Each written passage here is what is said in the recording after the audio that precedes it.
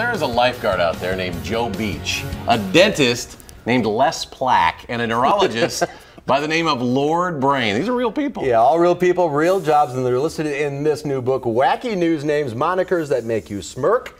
And the man behind all of this is Steve Busalacchi, author and former Wisconsin public radio reporter. Thanks for being with us today. My pleasure. There is a name for this, isn't there?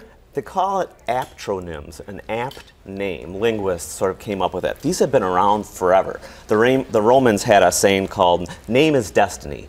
And they've been looking at this for a long time because sometimes people have names that lead them down a career path, and we see it all the time. Yeah, we used to have a lot of fun with a lot of them in the sports world when I was working in sports. Where did it start for you? Where did you develop this passion for these unique names? In the newsroom. I used to be a reporter, so we used to scan newspapers all the time, and one of my colleagues from northwestern Wisconsin pointed one of these out, and I thought, that's really funny. And then once he mentioned it, I started. And then we had this back and forth for about 15 or 20 years, and I started a spreadsheet, and I've got 700 of them. 700? Do you remember the first one? No, I don't. I really don't remember the first one. So, you have some favorites? I have a lot of favorites. Brad Beach, I love. A lifeguard named Brad Beach. A dentist named Toothacher. You have the guy who wrote the foreword, Dr. Frankenstein.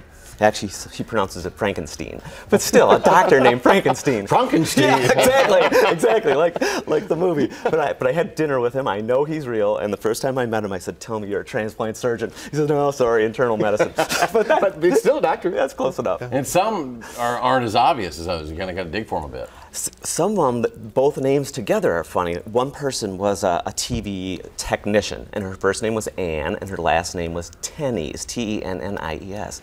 Antennies? Come on.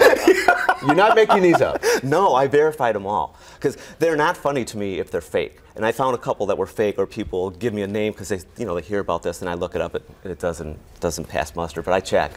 And there's a lot of TV meteorologists like that. Like Dallas Raines was a meteorologist out west. Names like that. You see a lot of that in TV. Those aren't real names. But Right. No, I like the real ones. I don't like the fake ones. And you got some great illustrations in here. A Wisconsin illustrator.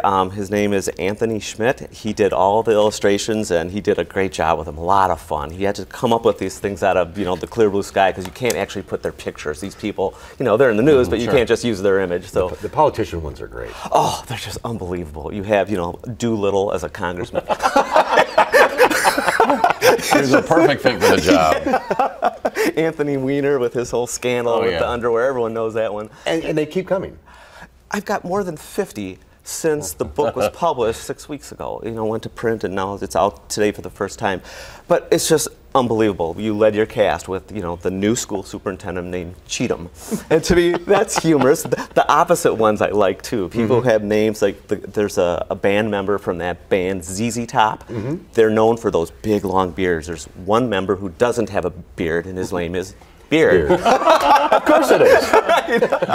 Well, it's an interesting book, and there's some great backstories in there as well. So available in bookstores, Amazon. You bet, everywhere. Out today. Out today.